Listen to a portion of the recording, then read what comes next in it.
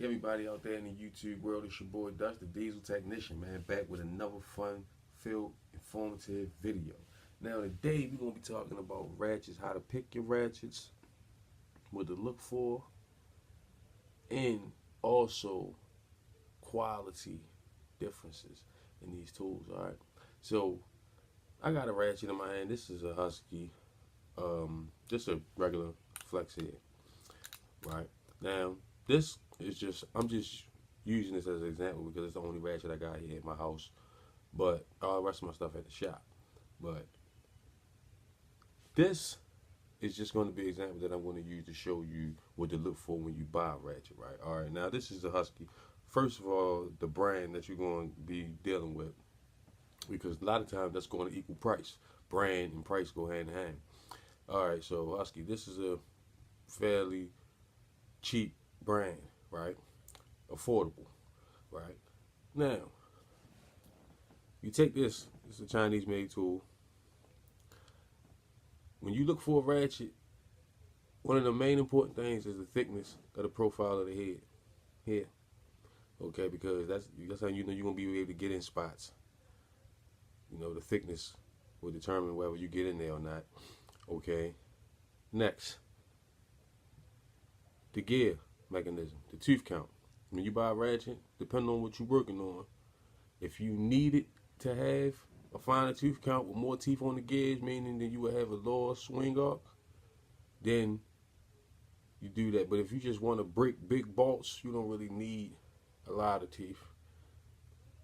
It's not going to make the ratchet stronger. What it's going to do is it's going to make it engage quicker. Okay? So, that's another thing you want to look for. Also, alloys, right? Tool metal made of alloys. What they do is they mix metals. An alloy ain't nothing but two or more metals mixed together to make another metal. Like if you make alloy 10, and you mix it with copper, that makes bronze. So what they did is they took those two metals, mixed it, that's an alloy. Okay?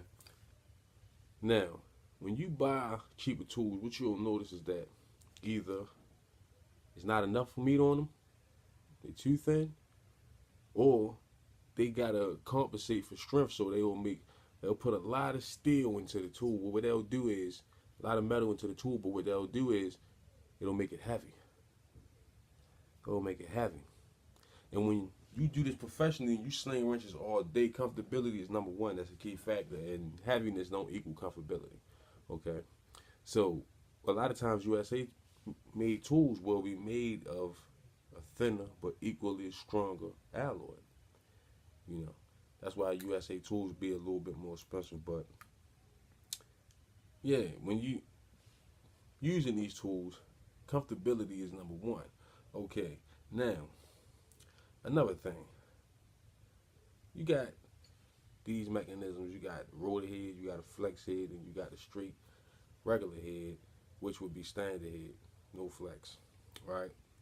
Depending on what you need to do, 9 times out of 10, I would go with the flex or the rotor head. Standard, if you don't use impact tools or you don't use air ratchets and stuff like that, you're not really gonna need. If you use those and a flex head, 9 times out of 10, it ain't gonna be a situation where you really need that stiff head, because they making these better these days. They making them stiffer. You know what I'm saying? To where as though they ain't. Me, I prefer the one without the detent ball in there because you really only get 6 positions. The Mac ratchet I got at work is no ball. It's just any position, and it's stiff. You know, you can control it because you can tighten it down. But yeah, man. And another thing is price.